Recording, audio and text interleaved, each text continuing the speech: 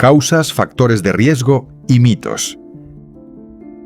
En la primera parte vimos que una hernia discal aparece cuando el anillo fibroso pierde resistencia, desarrolla una fisura y permite que parte del núcleo pulposo se desplace. Pero, ¿por qué ocurre esto? Muchas personas recuerdan el momento exacto en que comenzó el dolor. Levantar una caja, girar el cuerpo, agacharse, toser o incorporarse de la cama. Entonces concluyen que ese movimiento creó todo el problema.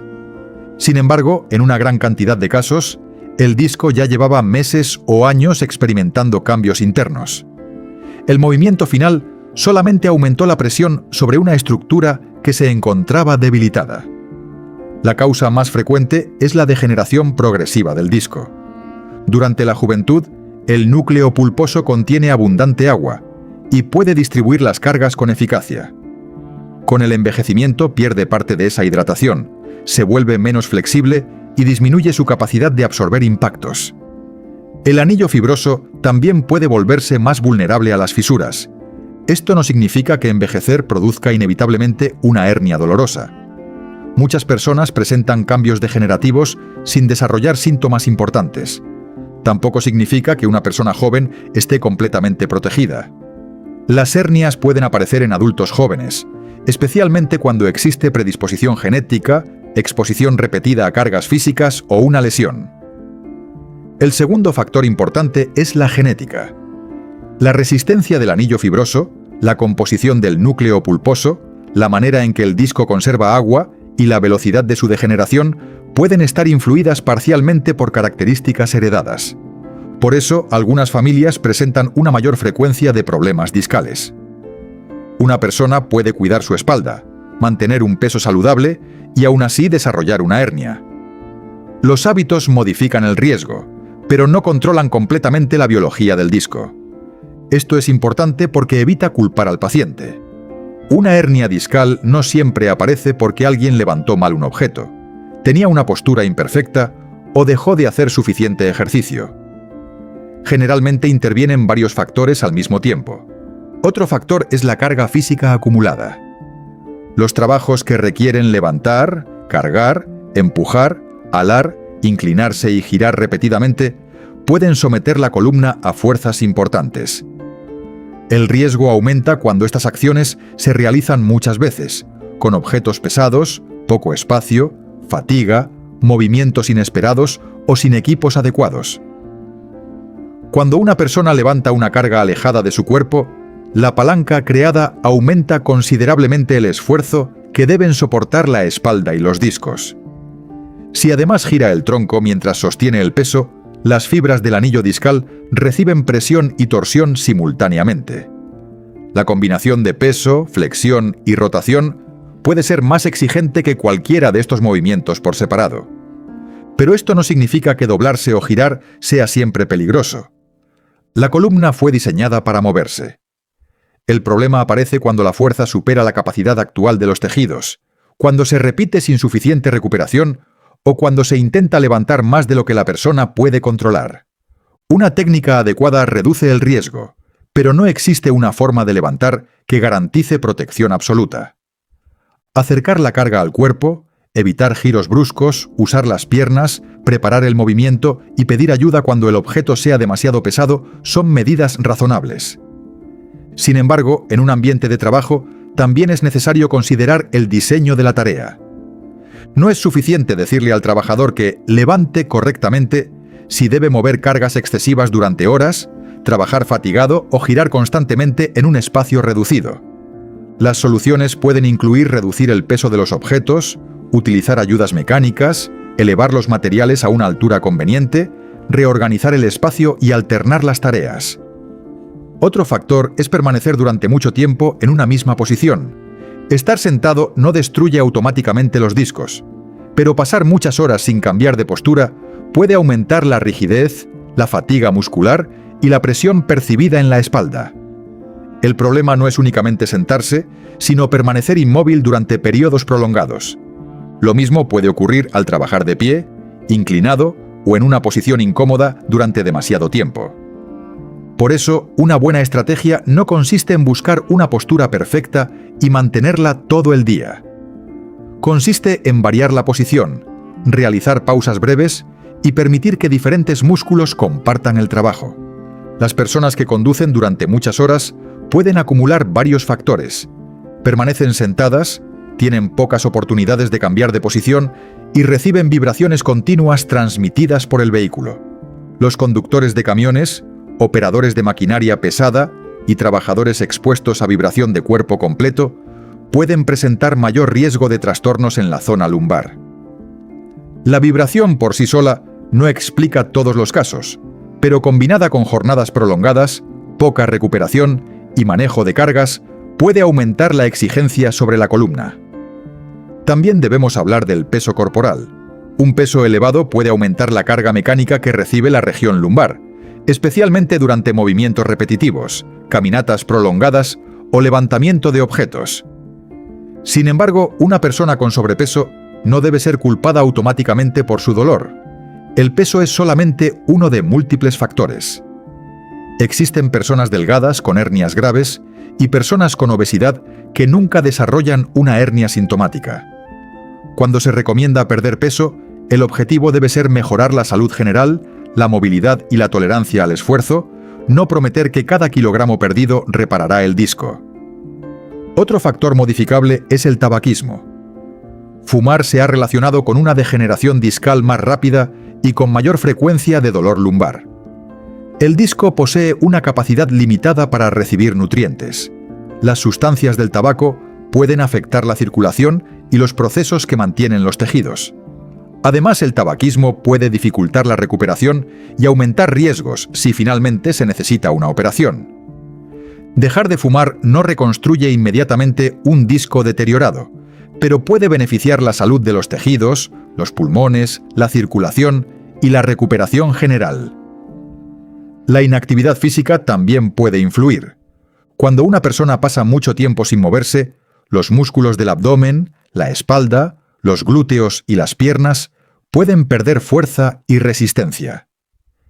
Estos músculos no funcionan como una armadura rígida que impide cualquier hernia. Su función es ayudar a controlar los movimientos, distribuir las cargas y permitir que la persona tolere mejor las actividades. Una espalda fuerte no es una espalda inmóvil, es una espalda capaz de realizar diferentes movimientos de manera gradual y controlada. Pero también es posible lesionarse al comenzar un entrenamiento demasiado intenso. Una persona sedentaria que intenta levantar una carga elevada, realizar numerosas repeticiones o copiar un ejercicio avanzado sin preparación, puede aplicar al cuerpo una exigencia para la que todavía no está adaptado. El problema no es necesariamente el ejercicio, es la diferencia entre la capacidad actual del cuerpo y la carga que se intenta realizar. Por eso, la progresión es fundamental. La fuerza, el volumen, la velocidad y la dificultad deben aumentar gradualmente. El cansancio también importa. Cuando una persona se fatiga, puede perder control del movimiento, acercar menos la carga al cuerpo o realizar giros involuntarios. ¿Qué ocurre con los deportes? Correr, levantar pesas o practicar deportes no causa automáticamente una hernia discal. La actividad física regular puede mejorar la fuerza, la movilidad, el peso corporal y la capacidad de realizar esfuerzos. El riesgo puede aumentar cuando existen impactos intensos, cargas excesivas, movimientos repetidos, técnica inadecuada, traumatismos o aumentos repentinos del entrenamiento. Un ejercicio que resulta apropiado para una persona puede no serlo para otra que presenta dolor agudo, debilidad o irritación de una raíz nerviosa. Por eso, el entrenamiento debe adaptarse a la condición y a los síntomas de cada individuo.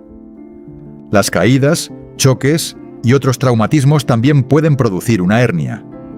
Una fuerza repentina puede comprimir, doblar o girar la columna con suficiente intensidad para dañar el anillo fibroso. Sin embargo, después de un accidente también pueden existir fracturas, lesiones musculares, daño en los ligamentos o afectación de otras estructuras. No todo dolor posterior a un golpe procede de un disco. Otro mito frecuente afirma que una mala postura es la causa directa de todas las hernias. No existe una única postura perfecta para todas las personas y todas las actividades. La posición del cuerpo influye en la distribución de las cargas, pero una imagen de la persona sentada o de pie no permite determinar por sí sola si desarrollará una hernia. Resulta más importante observar cuánto tiempo permanece en esa postura, cuánto peso maneja, con qué frecuencia cambia de posición y qué capacidad física posee. Una postura aparentemente correcta mantenida durante muchas horas también puede producir fatiga. La mejor postura suele ser la siguiente postura. Cambiar de posición con frecuencia es más útil que intentar permanecer rígido. También existe la creencia de que dormir en una posición incorrecta crea una hernia. Una noche en un colchón o una postura incómoda puede aumentar la rigidez y hacer más evidente un dolor que ya existía. Pero generalmente no rompe por sí sola un disco sano. La elección del colchón depende de la comodidad individual. No existe un colchón capaz de colocar permanentemente una hernia en su lugar. Toser, estornudar o hacer fuerza puede aumentar momentáneamente la presión dentro del abdomen y la columna. En una persona con una raíz nerviosa irritada, estas acciones pueden intensificar el dolor. En casos menos frecuentes, un esfuerzo repentino puede coincidir con la salida de material discal. Pero normalmente existe una vulnerabilidad previa. Una tos común no suele destruir un disco completamente sano. El estrés emocional tampoco crea directamente una ruptura en el anillo fibroso. Sin embargo, el estrés, la ansiedad, el miedo y la falta de sueño pueden aumentar la tensión muscular, alterar la percepción del dolor y dificultar la recuperación. El dolor no es imaginario. El sistema nervioso puede amplificar una señal verdadera cuando la persona se encuentra preocupada, duerme mal o teme cualquier movimiento. Por eso el tratamiento del dolor de espalda no debe limitarse únicamente a mirar una resonancia. También debe considerar el trabajo, el descanso, la actividad física, el estado emocional y la manera en que el dolor afecta la vida diaria. Otro error es pensar que cualquier chasquido o sonido de la espalda significa que un disco se rompió. Las articulaciones pueden producir sonidos debido al movimiento, cambios de presión o deslizamiento de tejidos. Un sonido sin dolor, debilidad ni pérdida de sensibilidad no confirma una hernia. Tampoco es correcto asumir que recibir un masaje fuerte puede empujar el material herniado hacia adentro. El fragmento se encuentra profundamente dentro de la columna, protegido por músculos, ligamentos y huesos. Las manos de un terapeuta no pueden presionarlo directamente para devolverlo al disco. Algunas técnicas manuales pueden aliviar temporalmente la tensión o mejorar el movimiento, pero no deben anunciarse como una forma de recolocar físicamente el núcleo pulposo. También debemos aclarar que los factores de riesgo no predicen el futuro con exactitud. Una persona puede reunir varios factores y nunca desarrollar síntomas.